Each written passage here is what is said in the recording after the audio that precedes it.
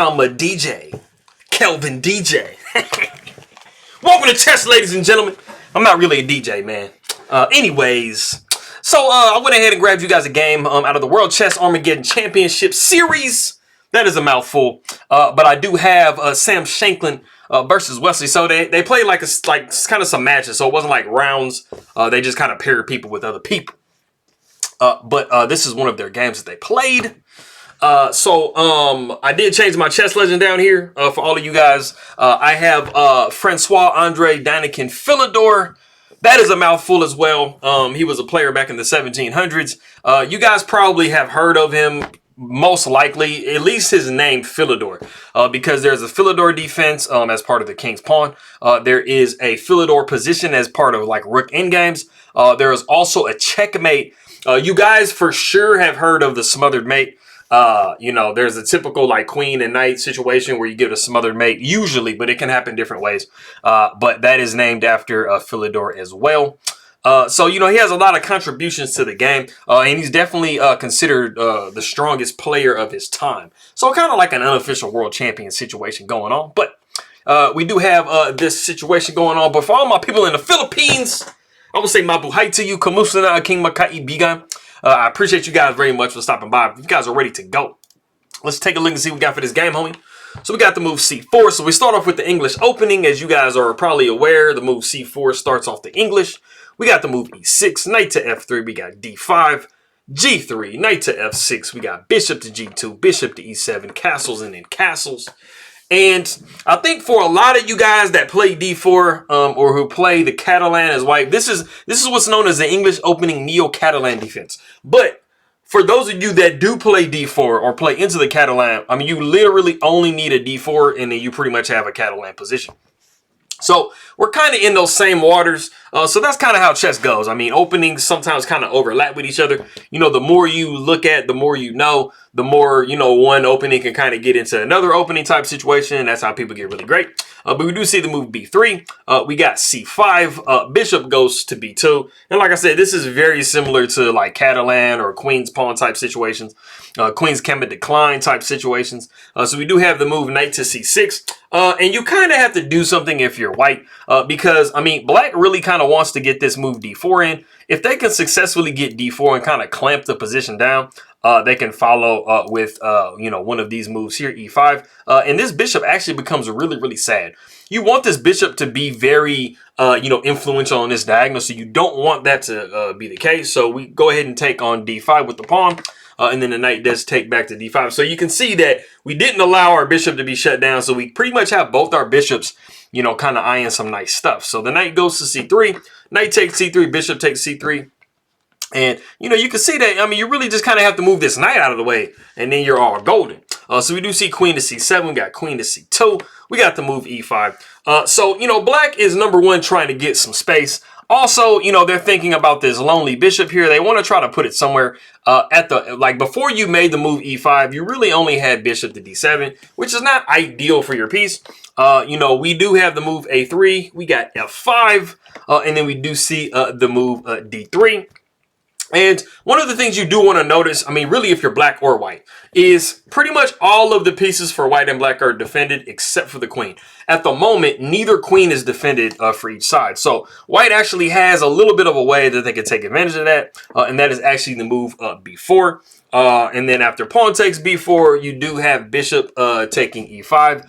And like I said, this knight cannot move because the queen would just be hanging behind it. So those are just kind of little things you want to look out for in your opponent's position. Like I said, that is not what we had. We had the move D3. We got bishop going to E6. Queen going over to B2. You know, we got this pawn right here looking kind of juicy. So why not attack it a million bajillion times? And I'm playing just 3 times. We do see knight to D4, and we got the move E3. And this is a somewhat critical position that black has gotten themselves into. There really is kind of only one way to play from this position, and that is actually what we see, knight taking F3 with check, and then bishop taking F3. And you might be kind of wondering, okay, so we got the knight here attacking this pawn, and we got the bishop attacking the pawn. So can't we just win a pawn? Well, the thing about it is you can actually win a pawn as black, but I mean, you're going to be losing one of your own pawns, and not just any pawn, but a central pawn. You know, one of the things that you want to try to pay attention to is not grabbing your opponent's like side pawns and exchanging one of your own center pawns.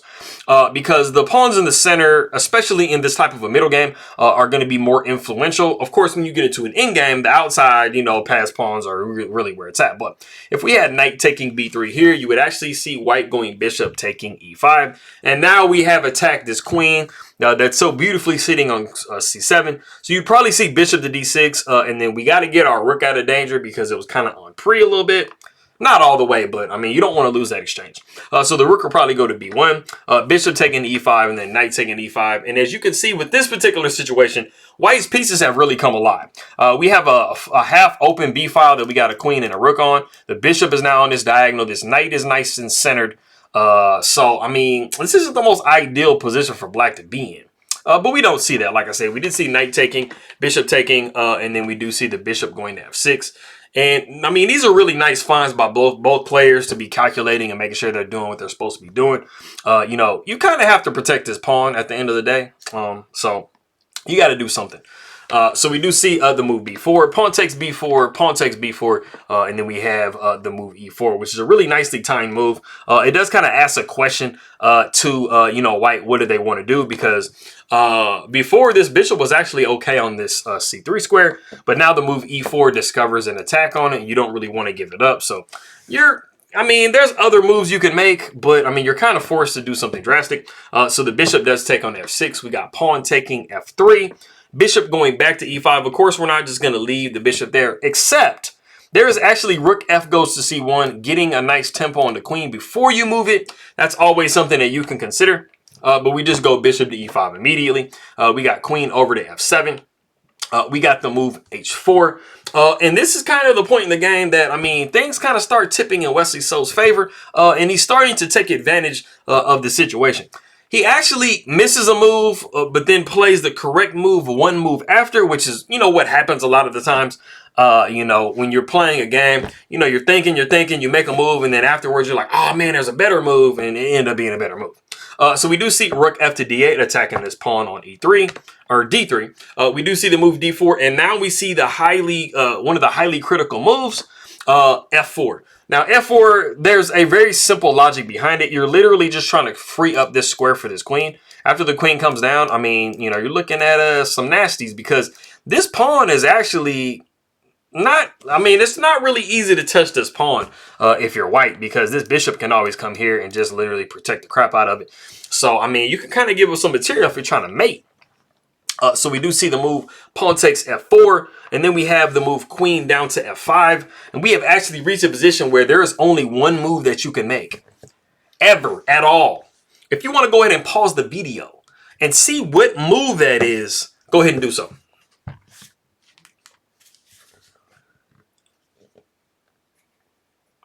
All right, so I kind of gave you like a little bit of a hint. I mentioned, the f3 pawn, where it's like you literally suffocating white, and you kind of have checkmate rolling if you can get the queen in there, and then, that's like lights out, right? So you have to do something about that. Now, there's two ideas that you could probably be thinking about, like move the queen somewhere, where you can kind of influence this pawn, or move the rook up. The correct answer was actually to go rook to a3. And that is what we see in the game. But like I said, bishop could come to d5. And okay, of course, to not lose the game, you're going to give up the exchange. Rook takes f3, but you really don't want to. So we do see the move king to h2. Since we don't have this battery anymore, that's kind of a way to say, kind of protect the position, but the position is getting a little bit dire. And if you're black, you have to be thinking, okay, what am I doing in this position? How active am I? Can I activate things a little bit more? You have this queen on f5. Very active. You have this bishop on d5, very active. You have this rook on d8, very active. What piece do you have that's not really doing a whole lot? That rook on a8. So what do we do with it? Move it into the game. Rook a goes to c8. It's these little moves right here that make the difference between like your average everyday player and the players that's really just milking the position and getting the most out of it. So we do see rook going over to c1. And you can see the bar plummeted. Basically, Wesley So needs to just be Wesley So and just be gangster and play this position. After we see the rook going over to c1, Wesley's like, I'm not even worried about it. I'm going to go bishop to e6 because we are setting up checkmate coming up. H3, G2, and that's going to be lights out. So you have to kind of do something. So we do see rook taking F3, but we still see the queen going to H3 with check. We see the king down to G1. We got the bishop down to D5, and this rook is in a really bad spot simply because there is a checkmate on G2. And that's one of the issues with having this type of a pawn structure in front of your king, and your opponent has a light square bishop. It's absolutely not what you want to have. You got to be very careful when you're moving your pawns around your king. If the opponent has the color bishop that is going to take most advantage of your structure that you create, you got to kind of be careful about creating that structure. So as you can see, obviously there are a lot of light squares around this king. And then we have a light square bishop right here. So we do see the move rook c to c3, like desperately trying to hold things together. You're thinking, okay, rook takes c3, queen takes c3, like I'm all good, right? Well, we do see rook taking c3 and queen taking c3. And we actually have reached another point in the game that if you do want to pause the video, there is a absolutely crushing move that Wesley So does find in the position. If you want to pause the video and try to guess that move, go ahead and do so.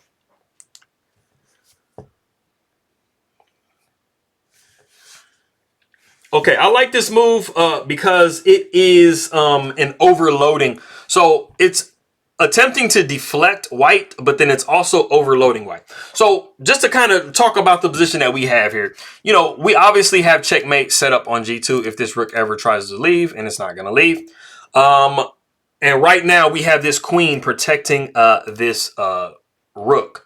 Not only protecting the rook, but it's also kind of like somewhat protecting the back rank here, making sure that we don't have, you know, any issues going on, you know, back on this back rank. So what better move to play than the move rook over to C8? And your position is just completely falling apart because you really have nowhere good to kind of move the queen because, like, number one, you want to hold this rook, right? But then it's like, where do you move the queen at?